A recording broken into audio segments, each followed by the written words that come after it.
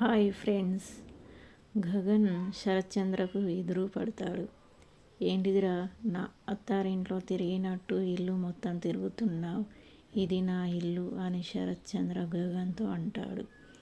తెలుసు, నీ ఇంటి గేటుని కూడా టచ్ చెయ్యను అన్న నీ ఫీలింగ్ని దాటి నేను మీ ఇంట్లో అడుగు పెట్టాను అని గగన్ అంటాడు.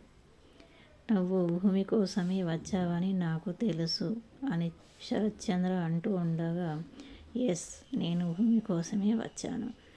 గుడిలో మమ్మల్ని విడదీశావు, నేను ఇంటి దాకా వచ్చాను. ఒక్కసారి భూమి తన గుండెల్లో నేను ఉన్నానని తన నోటితో చెప్తే ఎవరు ఆపలేరు అని గగన్ శరత్చంద్రకు వేలు చూపించి మరీ చెప్తాడు. ఇక శరత్చంద్ర నవ్వుతూ, ఎక్కువ కలలు కనకు, భూమి నా కూతురు, ఎప్పటికీ నిన్ను ప్రేమించనివ్వను అని గట్టిగా శరత్చంద్ర అంటాడు.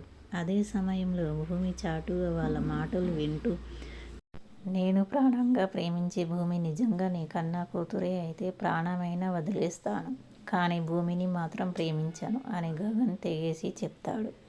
ఆ మాట విన్న భూమి ఒక్కసారిగా షాక్ అవుతూ చాలా ఏడుస్తుంది. ఇలా మనకి చూపిస్తారు.